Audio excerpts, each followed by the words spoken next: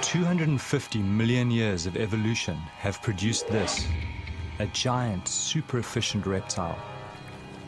It's the Nile crocodile. Until recently, diving with these dangerous creatures was considered impossible. But as with any predator, it's how you engage them that's the key. And I'm about to put my belief to the test.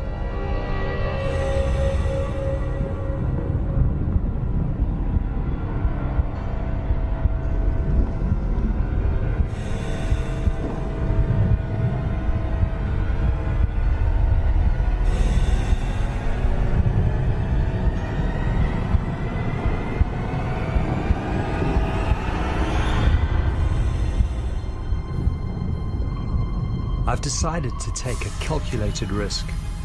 I want to dive with feasting crocodiles. Can I approach them without being attacked? Will they see me as a fellow predator or as potential prey? Can I survive within their feeding hierarchy?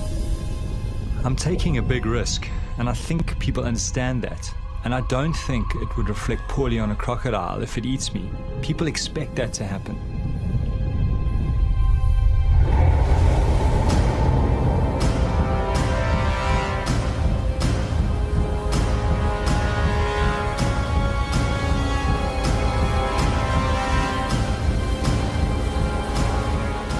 My name is Roger Horrocks. For the last 5 years, I've traveled Botswana's Okavango Delta, finding out more about these prehistoric predators.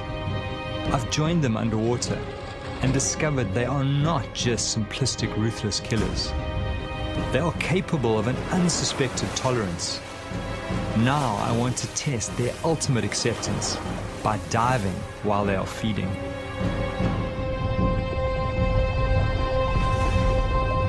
The idea of diving with feeding crocs first crept into my mind when I traveled from my African home to Costa Rica in Central America. I'd gone there to find Cheeto Graham, the extraordinary crocodile shaman of Limon. 23 years ago, Cheeto found a sick and dying crocodile that had been shot by farmers. Slowly he nurtured this animal back to health, taking many years to slowly gain the animal's trust. He showed me something I never thought possible with crocodiles. Cheeto is the only person in the world to get in the water and interact with the giant croc. He's even developed a game with the crocodile that mimics some of its instinctive killing techniques, like the death roll. When I saw this level of acceptance by this animal, this unexpected intelligence, I started to think that if I behaved in the right way, I too could have a chance of being accepted in the water.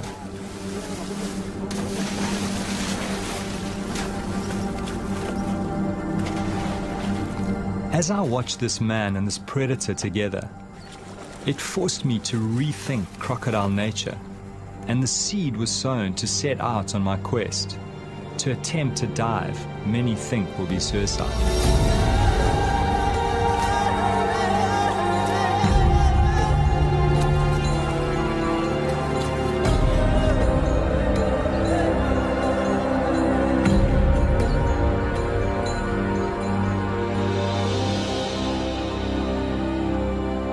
What particularly intrigued me was that somehow the croc can tell the difference between the food Cheeto gives him and Cheeto's hands. To come out of this alive, I will need to prepare my mind very carefully.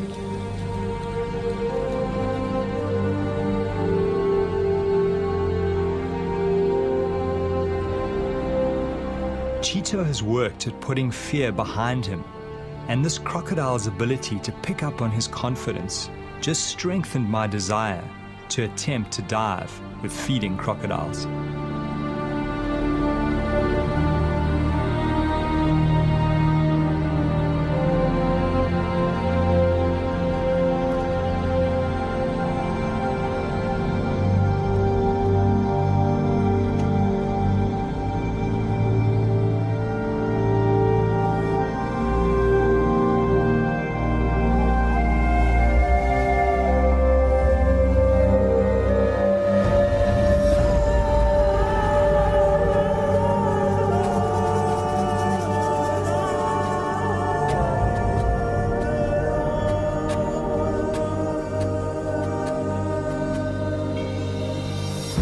Every winter I return to my old diving ground, the Okavango Delta in southern Africa.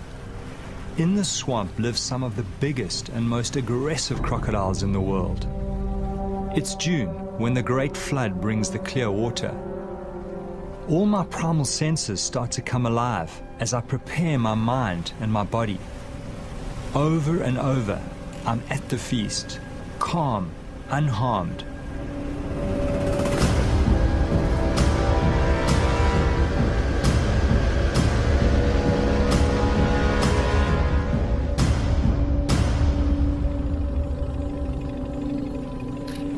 Even though I've worked with these animals for 5 years, I'm still very wary. Some of these beasts have eaten many people and are a huge threat to livestock. My theory is that reptiles, when feeding en masse, drop their territorial aggression to avoid injuring each other. This huge male is very aggressive and not an ideal diving partner. But I'm hoping that this behavior may shift when he is with multiple animals and can smell food.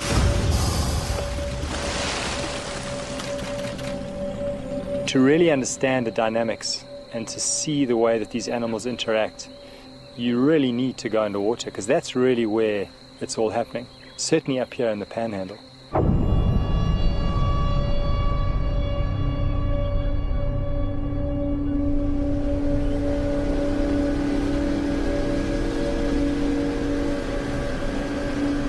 Greg Thompson is the top guide in this area.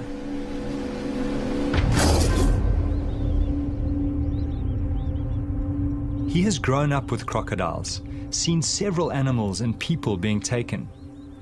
I rely on his judgment to keep me alive, but this is new territory. Nobody has tried to dive with feeding crocodiles. How do you think those crocodiles, will respond given that, they probably have to defend that prey against other crocodiles who will pick up the scent?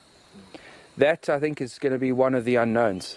To be honest, I'm not 100% certain how they're going to react with something that's threatening their food. Certainly with other predators, they're very, very defensive around their food, around their prey species, something that they've killed. And crocodiles might very well be the same. Certainly a big aggressive male, at this time of the year, if he has got a meal, if he is hungry, I do believe he is going to defend it and be aggressive to anything that comes into that area, something that he thinks might be stealing his food. As human beings, we've just, we've evolved together with crocodiles, and we've evolved as one of their prey species. Human beings tend to settle near water. They need water for drinking, for washing, for all their sort of daily activities. So you're always going to have people close to their environment. He sees people as something that he can eat.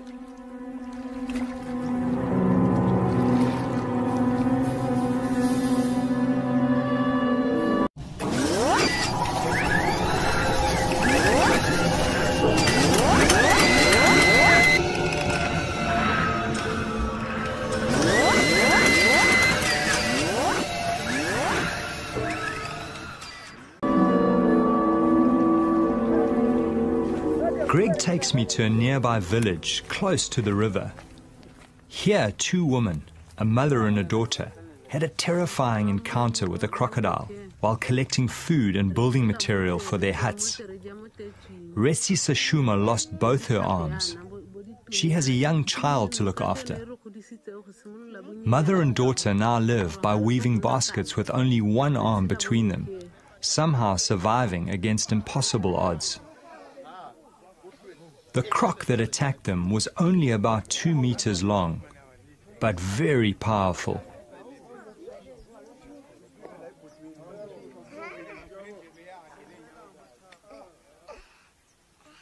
The woman's scars are a constant reminder to the rest of the village of the crocodile threat.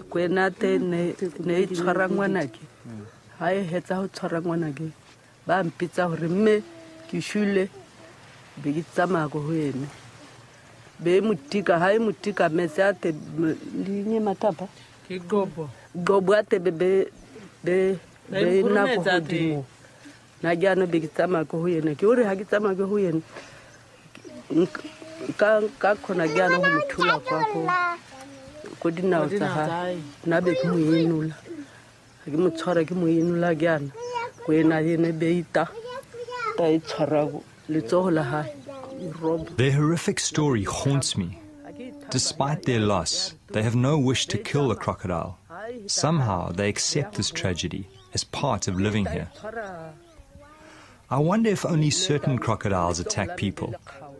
I know that some crocodiles are more aggressive than others.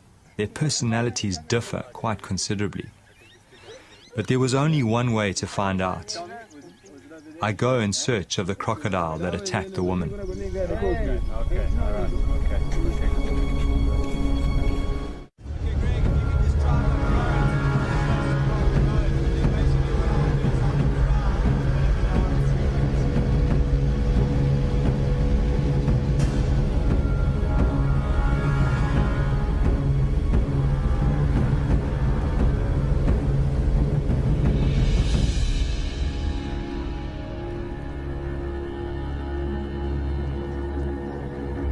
It's a short boat ride to the area where the women were attacked.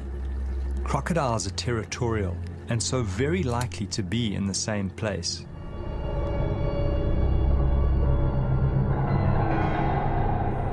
As I kit up, I have this strange feeling going in the water with this crocodile. I feel so sorry for the woman, and yet no ill feeling towards this animal, which was just responding to the splashes and noises of its prey. 85 million years of instinct. I always get underwater as quickly as possible and make minimal splashes on the surface. Fish are the main diet of crocodiles. They hunt them by letting them come close and grab them in a flash of speed. They hunt mostly at night in pitch darkness, using a sensory system that picks up vibration. That's why I move very slowly in the water, very deliberately. I need to move like a big crocodile.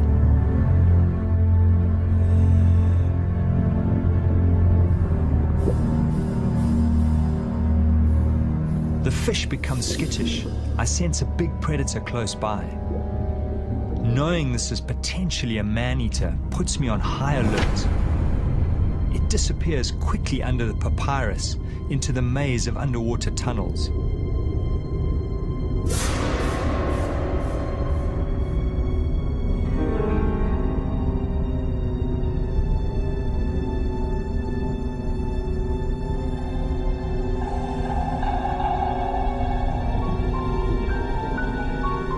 I follow cautiously.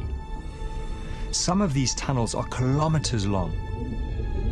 Inside, there are big caves hollowed out by hippos and crocodiles where they take prey to soften for eating.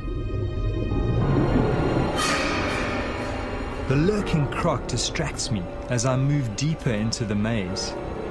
As I turn around to exit, there's that terrible feeling in my stomach. I'm confused. Everything looks different to my entry. I'm lost.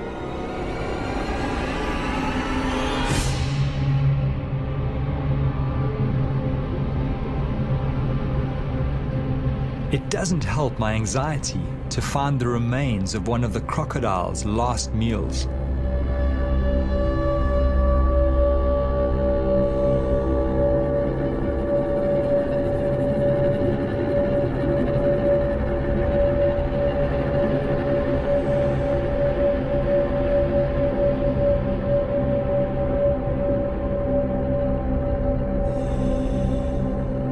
In the distance, I see a glimmer of light that I hope may lead to the main channel. I follow my instinct.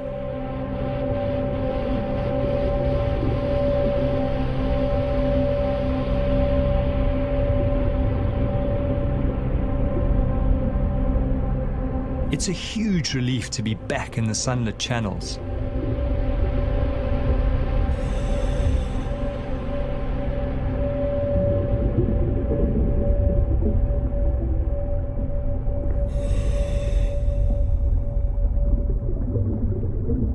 I make my way slowly back to the boat. Suddenly, I glimpse a familiar texture amongst the river cabbage.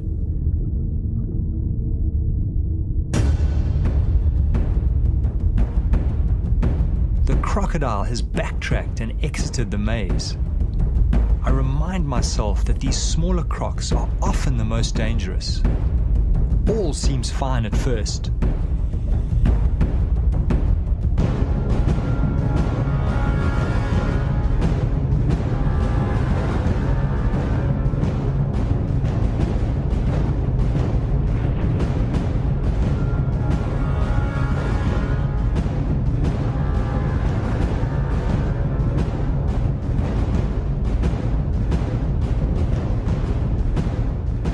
Suddenly, the croc turns on me, ready to attack. Then he goes straight for me.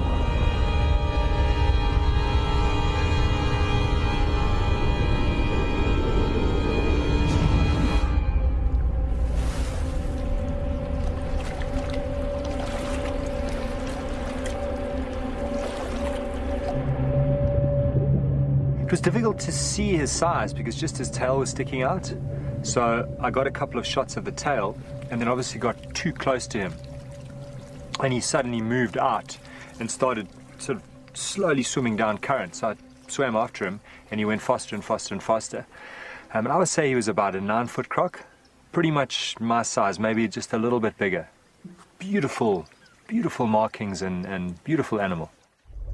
As we tracked down the main channel together, suddenly he got to a point where he actually faced off. He turned around on the bottom, kind of faced me sideways, and then all of a sudden he came kind of straight for me and passed me on the left.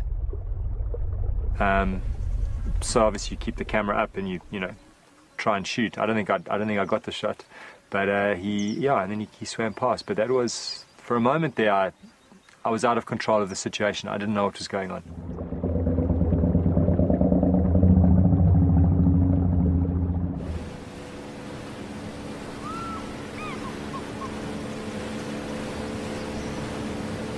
Traveling back past the village, we get word that a cow has been taken by a big crocodile and has been seen dragging it downriver.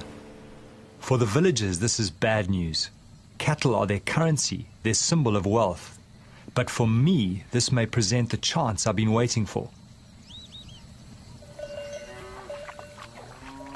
With the smell of the fresh carcass, a huge scent trail is moving downriver, calling all the crocodiles to focus on this one large food source. I worry that they may drag it underwater, and I'll never see it again.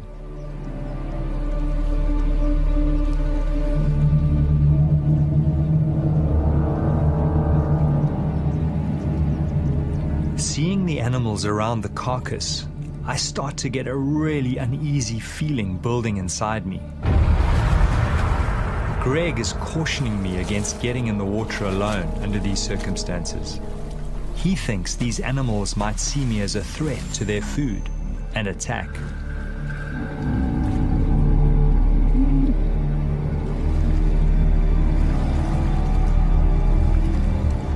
Looking at these feeding crocs, I watch carefully for their aggression towards each other, imagining myself amongst them. They seem to be very accepting of each other, but how will they react to me?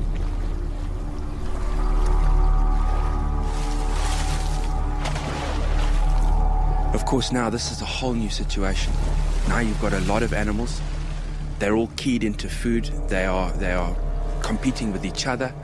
There's a definite hierarchy at the carcass. The bigger crocs are feeding first, and they are keeping other crocs away. So if a diver comes along and he's bobbing along the surface, if he appears to be part of that carcass, they're going to go for them. So the guys, it's a very nervous situation. I need to try and put Greg's mind at ease. I decide to show him something else I'd experienced in Costa Rica, something that reinforced my belief that if you approach crocodiles in the right way, they can react well. What's your sense of that? Look, I mean, there's still a lot of unknowns in what you want to do. Greg remained wary as I showed him what I'd seen in Costa Rica. I spent several days with a crocodile caller, Juan Betreo, who has built a remarkable relationship based on food with a number of wild crocodiles. What I found most interesting is that the crocodiles don't go for him, but rather choose the small food morsels that he gives them.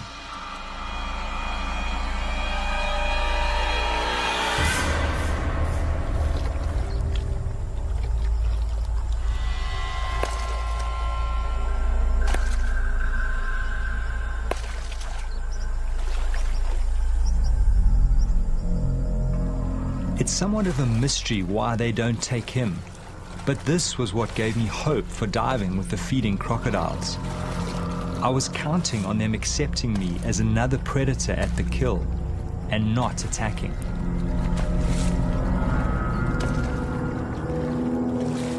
The crocodile calling art took Juan several years to develop.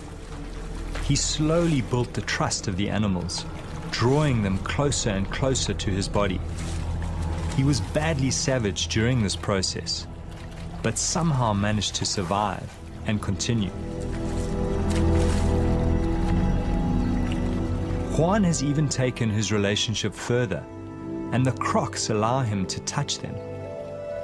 He shows a side to crocodiles very few know. People think I'm crazy sometimes, but it's these small things that give me confidence as I plot the feast in my head.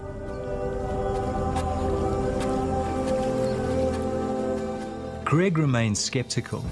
He feels the situation is quite different, as he knows African crocodiles to be more aggressive than their American cousins.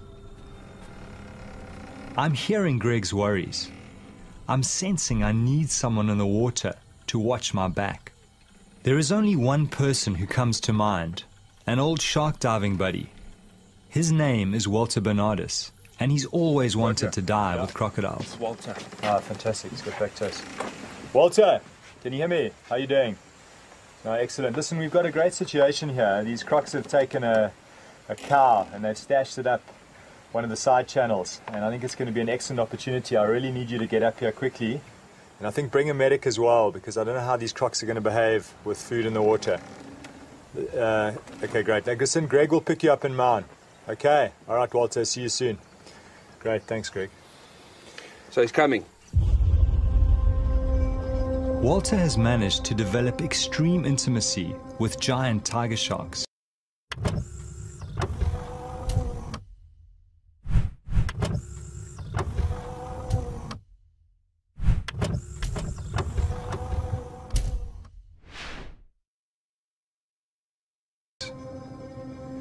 He worked out that by touching their sensory organs next to the shark's mouth, a catatonic-like state could be triggered.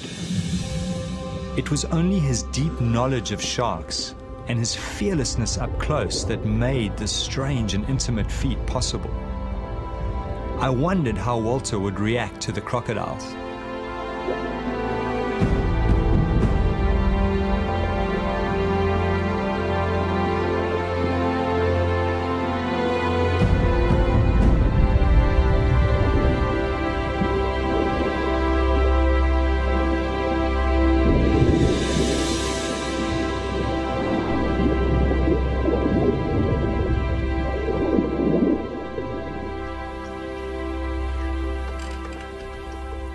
Now I'm stressed about the time.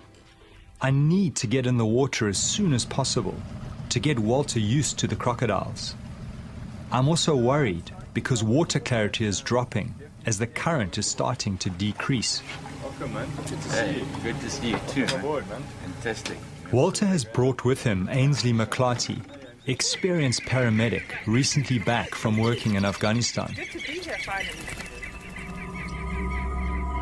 Now there's no turning back. The fear starts mounting as we speak of what we face. The water pulls me, and at the same time, its depths haunt me.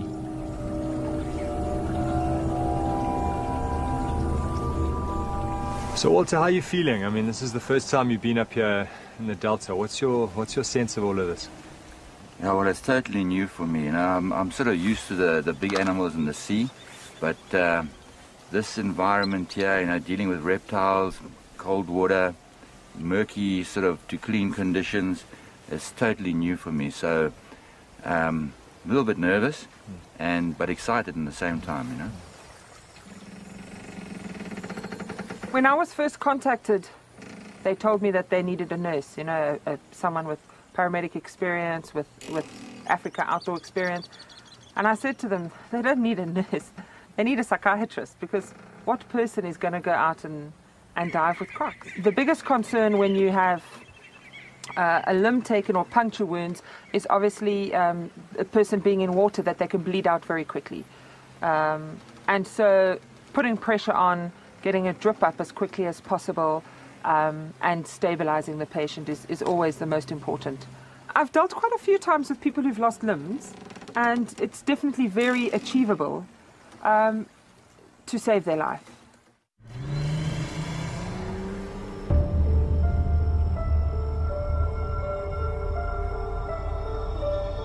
We probably have a 24-hour window to realize our quest. Once the carcass is finished, the crocodiles will disperse. We have to find the carcass and try to dive late this afternoon or tonight, even though it increases the risk factor. This might be our only chance. This is what I love most. This is my world. Fear is something I've learned to control and understand.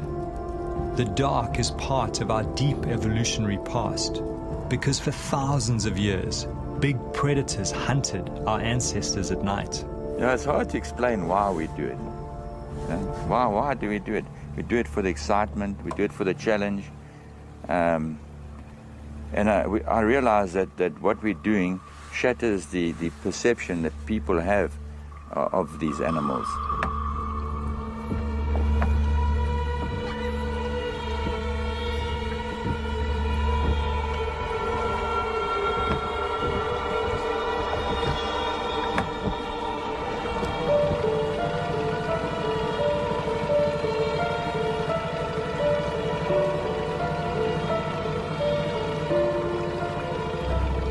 Greg motors to the area where he last saw the carcass and looks for signs. Now the adrenaline is surging through me. The swamp, the reeds, the tiny insects, every sound, all hyper-real. Greg, how many of them are there? Suddenly we spot a large number of glowing eyes and plenty of crocodiles near the surface.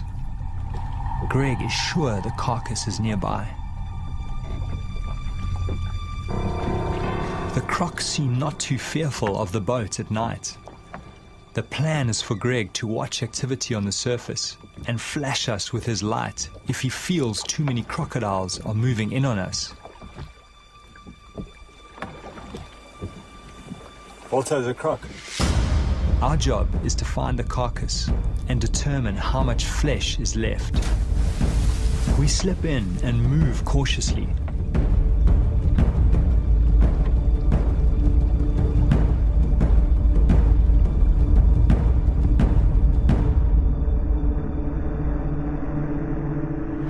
The crocodiles are patrolling the surface. We get underneath them and soon find the carcass jammed under the bank. Walter finds part of a crocodile's tooth broken off in the carcass bone.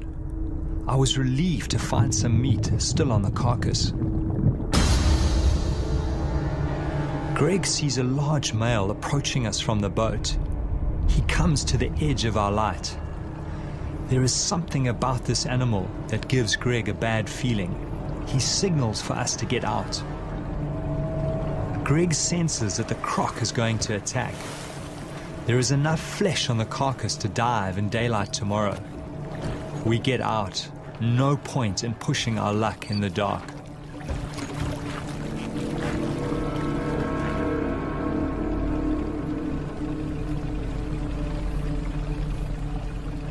How's that tooth in that femur? Actually brought it up with me, eh?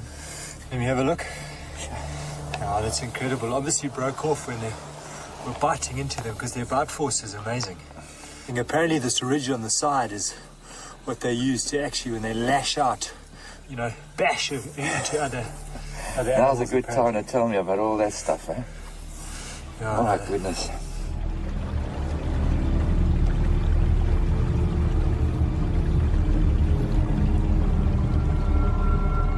Early next morning, the whole team prepare themselves for what lies ahead. It's our last chance before the crocodiles finish off the carcass and disperse.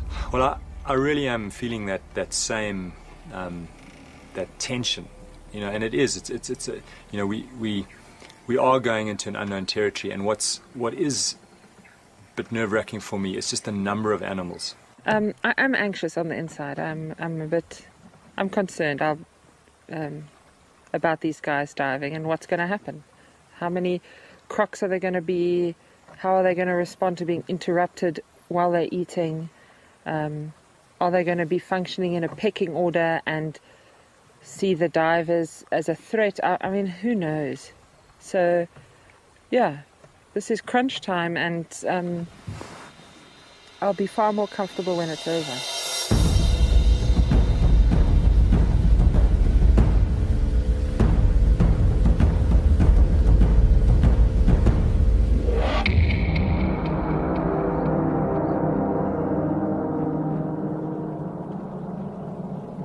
As we approach the area where we saw the carcass in the night, I'm seeing more crocodiles than I've ever seen before. Trying to heat their bodies, they need heat for the energy to feast. This big male has the marks of recent fighting. Not a good sign for us divers. I was hoping that they would be more tolerant to each other with so many animals together.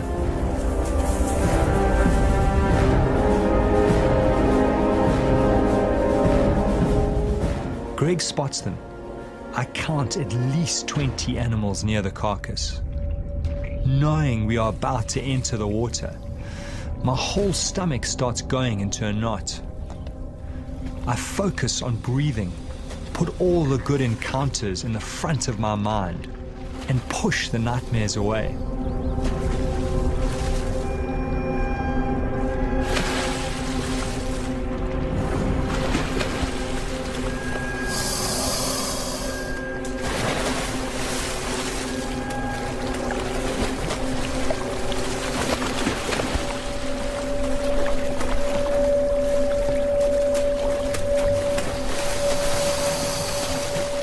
You know, it's incredibly lucky to find it. Often, you know, once that animal bursts and the crocs start feeding on it, they'll take it under the papyrus and hide it. And there it's a perfect situation. It looks like they've pushed it into a little bay. It's in still water, it's sort of wedged up against a tree, and they've started to feed on it. I must say, Walter, I've got that same little butterfly feeling that I had when I first time I got in. We're going to have a look, eh? Let's go have a look. And just be aware that the smell of that rotting meat is like a magnet to these animals. They'll be swimming upriver, all coming to investigate the source of that.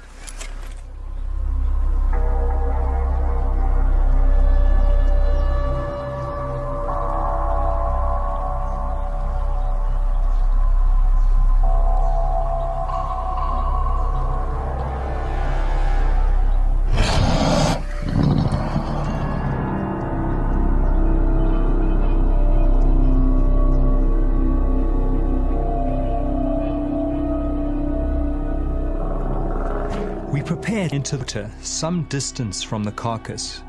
Crocodiles don't like boats in the day. Just be careful, eh? As we enter, I'm startled by a crocodile right under the boat. I control my fear as I try to see where it's gone. The visibility is so bad, I can only see 4 meters, less than the length of some of these crocodiles. To make matters worse, the current is exceptionally strong. Should we abandon the dive? These conditions are frightening. I push my fear aside and move towards the carcass. Crocs seem to be everywhere, following the smell of the meat.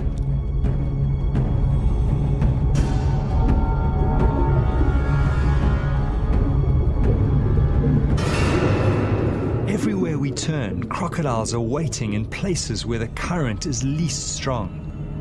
It's a maze blocked by dragons. I find it hard to read their body language, but none seem to be showing aggression yet.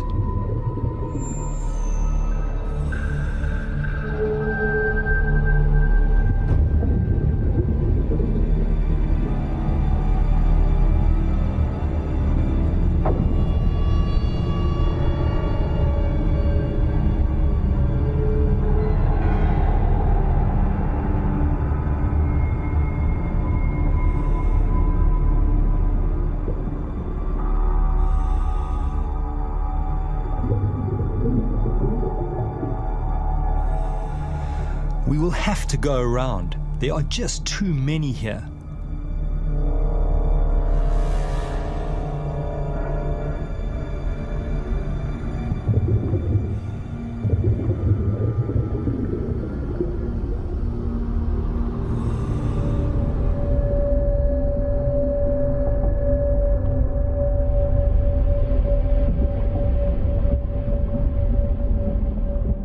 I'm surprised no crocodiles have confronted us yet. We are well into their feeding territory. In the gloom, I make out a large pelvic bone ripped from the carcass. Amazingly, no animals challenge us as we approach it. Do they somehow know we pose no threat to their food? Or are they just waiting to attack?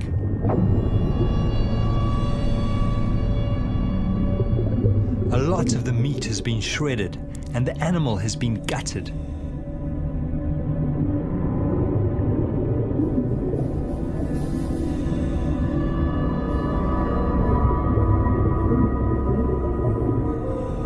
Walter watches my back as I inspect the carcass. There are huge puncture marks on a leg bone.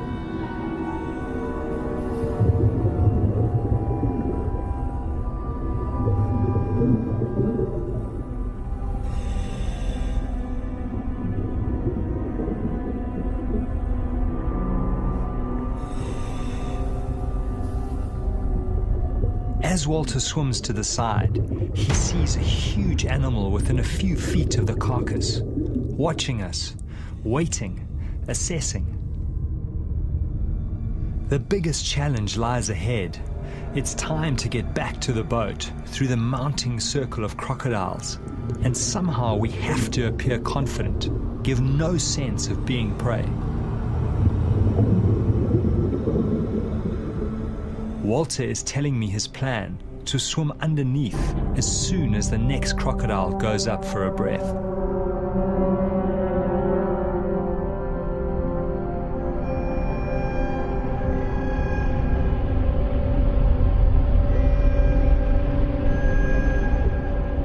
As we take the gap, we bump right into another huge male. Fortunately, he too goes for air.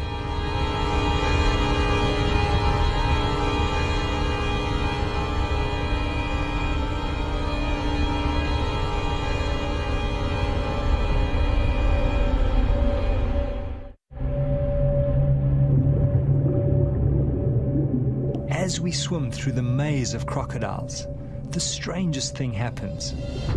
We bump right up against another big animal. Unlike the others, he does not move. This animal is completely aware of our presence, but somehow accepting. Walter's unusual sense with big predators kicks in. I watch in awe and fear as Walter gently strokes the dragon's tail.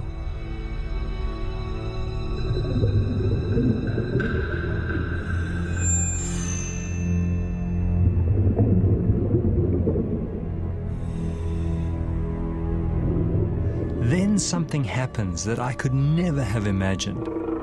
I watch in disbelief as Walter begins to ride the crocodile across the river in the direction of the boat. Even though the crocodile is slowed by Walter's heavy weight, it does not shake him off or attack.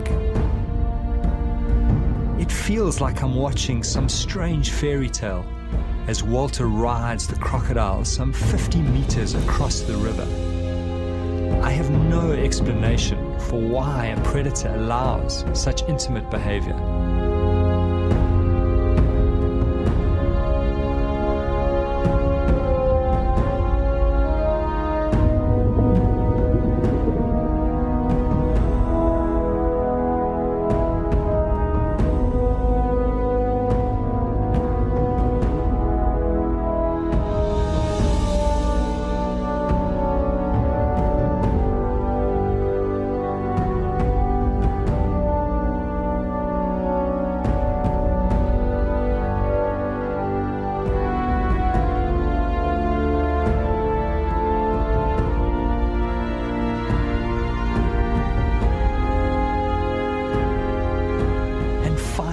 Flicks away. Yet again, these animals reveal another side, the mystery side that few people ever get to see. I'm humbled and awed.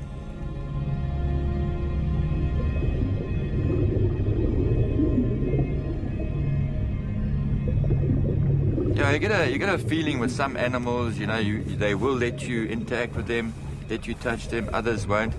This particular one, obviously, I didn't know what it was going to do. When I first touched it, I didn't know if it was going to turn around and try and bite, or when I held on properly, if it was going to have an adverse reaction, but it didn't seem to mind at all.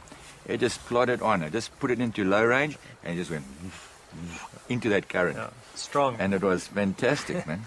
I think you got away lightly, to be honest. I mean, I've caught small crocs and other reptiles like snakes, pythons, where I've grabbed them by the tail and had them whip around and try and bite the disturbance behind them. So that's always what I've thought. If you do that, if you try and grab a croc by its tail, it could very well swing around and bite you. So I'd be very cautious if you, in future, I wouldn't try that too often. Now I was expecting that any second, because, you know, you've seen how these animals react to other things in the wild, and that's why I was extremely gentle in the beginning, and I was expecting it to rear around and sort of have a go at me, but it just kept on going, and all along the more weight I put on it, the more I thought, okay, it's going to turn now, until I was completely gliding along with it, and it just accepted it. So I sort of got a little bit more at ease, because you don't quite know exactly how it's going to react. But this one reacted beautifully, you know. It's amazing. I've certainly been very nervous a lot of the time, being stuck here on the boat, having the guys get in the water near feeding crocodiles, getting in the water at night, doing, you know, all the kind of things that have always been sort of no-go areas, things you just don't do with crocodiles. And here the guys have been doing it, and you know, to be back here at the boat, the divers are back in the boat. They've got some stuff, they've seen some amazing things, they've learnt a lot. To me, it's a huge relief, just knowing that this is all behind us, and we've sort of survived this little escapade.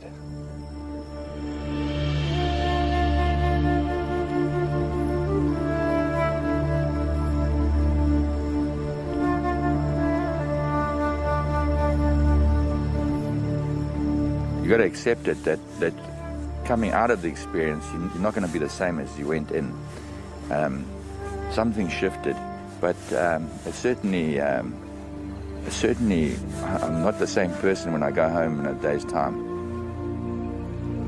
Well, I think when we first started diving with these animals, you know, the whole thing was, would they eat us or not? And having kind of broken through that barrier, as it were, that's just broadened my whole perception of how intelligent these animals actually are.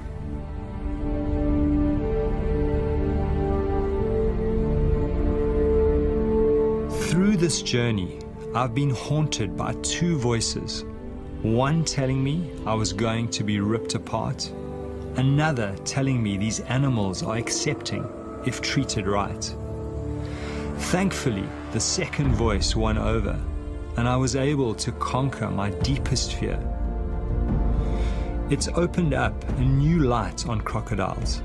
It's brought me closer to them as a species. For me, these special moments when man and dragon come together, That's when I'm most alive.